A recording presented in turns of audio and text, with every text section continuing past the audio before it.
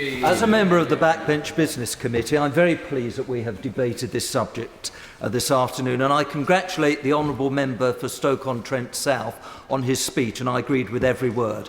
Now, in this country, we have a wonderful record in animal welfare, in contrast to a number of other countries.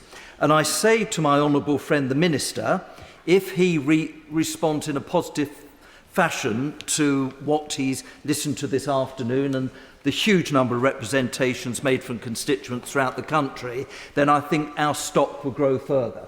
Because I should tell the Minister that before this debate, behind the scenes, I had tried to do something on this issue. And I had a meeting with the splendid noble Lord de Morley. He listened very carefully to everything I had to say, and at the end of the meeting, I think he suggested that I wrote a letter. Now, I'm saying to my honourable friend, the Minister, in a very kind way, I want him to be brave this afternoon. I want him to tear up the speech that has been drafted for him by the civil servants. And unlike my colleagues who feel that we don't need legislation, but actually respond in a positive fashion to what he's heard this afternoon. Because we all know that civil servants on occasions will say no, Minister. Now, I had the privilege of serving on the Scientific Procedures Bill that became an Act in 1986. And this was a piece of legislation that amended the 1911 Animal Act. It was groundbreaking at the time. It dealt with a huge range of cruelty that was meted out to animals in this country. And since that time, there have been many other attempts. And I, in my rather ham-fisted way, have tried to promote, for instance, in 1989, the Dogs Bill, 1990, the Pets Animal Amendment Bill. So I can tell my colleagues that although I agree as Conservatives we are against legislation, we really do need to do a tidying up exercise here. Now, I want, Madam Deputy Speaker, to praise Clarissa Baldwin of the Dogs Trust, Rosemary Smart of the Kennel Club, the wonderful vet Mark Abrams, and my right honourable friend, the member for Rutland and Melton. Now, all these people are judges in the Westminster Dog of the Year show, and I will be entering yet again my two rescued pugs, Botox and Lily. And I have to tell the House they are somewhat depressed year after year, parading before the judges and getting absolutely nowhere. And I should tell the House that I have now got them into an arranged marriage, so I think the very least that they could be awarded, Madam Deputy Speaker, would be the best married dogs in the show. I should also tell the House that I'm not mentioning kittens because I'm leaving that to my very good friend Anne Widdicombe. But I do congratulate all the organisations who've worked so hard on this issue. The provisions under the Breeding and Sale of Dogs Act 1999 are certainly inadequate. The wording of the Act is confusing and leaves too much space for individual interpretation.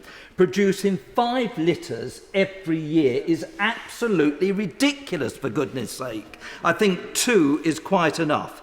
And I think the Minister, hopefully, will respond positively to that. And I agree with... to my honourable friend. I'm grateful to my honourable friend. He and I came to the House on the same day, and he will recall, therefore, that since the late Nick Ridley abolished the dog licence, there has been a resistance in successive governments to the establishment of a Swansea for dogs.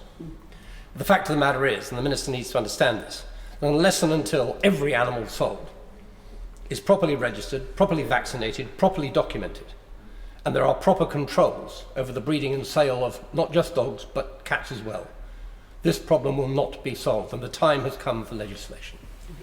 Well, I absolutely agree with my honourable friend. We've stood sort of shoulder to shoulder for over 30 years together with my other honourable friend who spoke earlier. And I do hope the Minister will respond, forget his brief, but respond positively to all the remarks that have been made this afternoon. Most grateful to my honourable friend. And my honourable friend, when pressing the Minister, just bear this in mind, that it's all very well with our honourable friend from Thirsk and Morton saying that an amount of self-regulation can be involved in looking for the mother and etc. But that doesn't take into account the emotional side that people feel when they see a puppy, and therefore stronger legislation and restrictions need to be in place.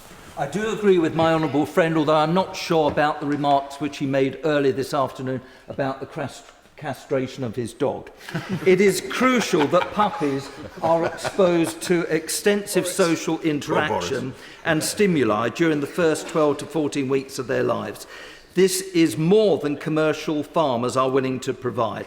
As a result, dogs coming from commercial puppy farms are undoubtedly more aggressive, less responsive and less trainable.